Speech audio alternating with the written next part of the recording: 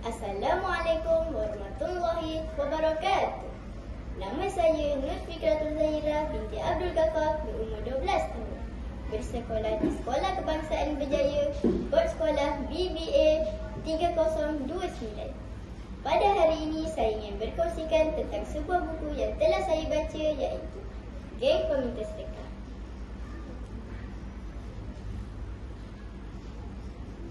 Buku ini mengisahkan tentang pengembaraan kanak-kanak yang penuh dengan sifat ingin tahu dan cenderung untuk meneroka sesuatu yang baru. Watak-wataknya diikat dengan nilai-nilai murni seperti kerjasama, setia kawan, jati diri, jujur dan sebagainya. Kumpulan penyiasat Boboy dan geng telah berjaya merungkai misteri geng peminta sedekah yang berkeliaran di kawasan mereka. Bermula dengan rasa curiga dengan kehadiran ramai warga asing yang meminta sedekah di pasar malam. Boboy dan rakan-rakannya menyiasat dengan lebih mendalam. Mereka mendapati kanak-kanak peminta sedekah itu cedera di beberapa bahagian tubuh.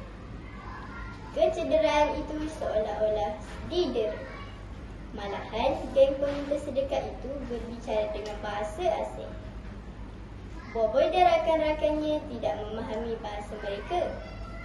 Setiap hari, geng peminta sedekah itu dihantar dan diambil menggunakan sebuah van putih.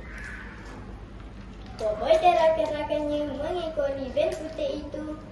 Mereka tiba di sebuah rumah banglo kosong. Rupa-rupanya, kanak-kanak peminta sedekah itu disembunyikan di rumah itu.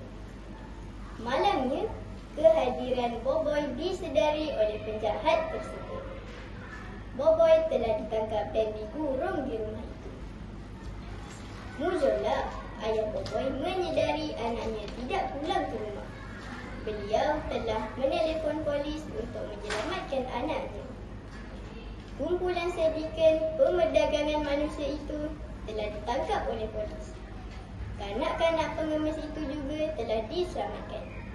Kesimpulannya, kita perlulah bijak bertindak berdasarkan situasi agar tidak terlibat dengan masalah. Semangat setia kawan antara rakan-rakan penyiasat Boboy menjadi inspirasi kepada kita. Sekian, terima kasih.